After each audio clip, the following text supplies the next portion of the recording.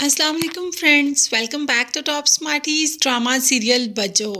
बुशरा वाकई ही दुर्दाना के लिए कुछ ना कुछ करना चाहती है, क्योंकि जितनी अच्छी है दुर्दाना, बुशरा उनको मुश्किल में नहीं देख सकती। इसीलिए तो वो चाहती है कि दुर्दाना का घर बस जाए और वो अपने घर में खुश हो खुरम ज़िंदगी गुजारे और इन तमाम झमेलों से बाहर निकल आए। ऐसे में बुशरा खुद चली जाती है सबा आंटी के पास दुर्दाना का रिश्ता लेकर और उनको कहती है कि आप दुर्दाना के लिए जवाद भाई का रिश्ता ले लें। दुर्दाना वैसे भी बहुत ज़्यादा अटैच है अहमद के साथ।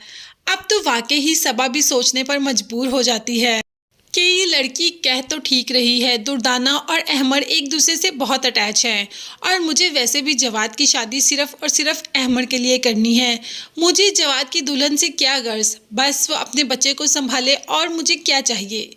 बुशरा की बातों में दम तो लग रहा है और वो ये सोचने पर मजबूर भी हो जाती है कि मैं इन दोनों की शादी करवा कर रहूँगी।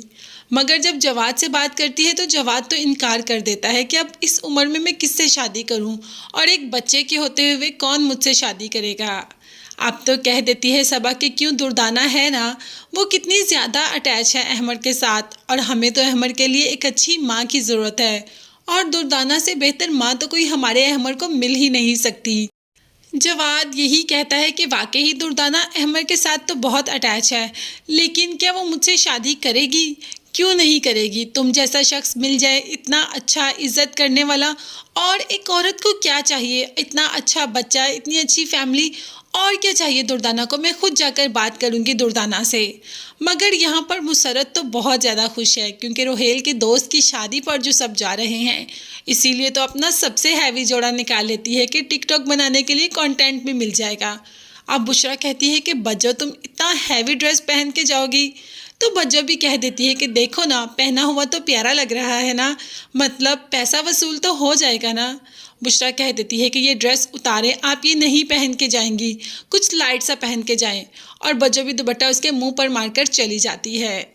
यहाँ पर रोहेल, जिसने कि अलमारी में अपने बहुत सारे पैसे रखे थे, मगर अब उसको कुछ भी नहीं मिल रहा, पूरा घर इधर उधर कर देता है। मगर पैसे हैं कि कहते हैं कि हाथ ही ना लगाओ। नवीन जैसे ही कमरे की ऐसी बिगड़ी हालत देखती है तो फौरन से पहले भाग कर आकर सारी फैमिली को बताती है कि हमारे घर में कोई ना कोई तो आया है, पिछली खिड़की से आया और हमारा सारा सामान इधर उधर कर कर चला गया। आप जब बच्चों कमरे में जाती है तो क्या देखती है कि हर सामान आगे पीछे हुआ है। जब अपनी कीमती चीज़ें देखती है तो कीमती चीज़ें भी नहीं होती। तो आकर बताती है ना सिर्फ उसने सामान इधर उधर किया बल्कि हम तो लुट गए, हमारा तो सारा कीमती सामान भी लेकर चला गया। तो क्या रोहेल ने अपने घर में ही चोरी कर ली? सबा तो अब दुर्दाना के घर पहुंच जाती है और अहमद भी होता है। अहमद और दुर्दाना एक दूसरे के साथ काफ़ी खुश नज़र आते हैं। अब सबा बात कर लेती है दुर्दाना से कि देखो, तुमने घर तो बसाना ही है, जवाद से बेहतर लड़का तुम्हें नहीं मिलेगा, तुम जवाद से शादी कर लो। दुर्दाना को तो इस बात का यकीन नहीं आता कि सबा उसका रिश्ता लेकर आ गई, वो भी इतनी आसानी से। अब उसे क्या पता कि इसके पीछे की कहानी क्या है।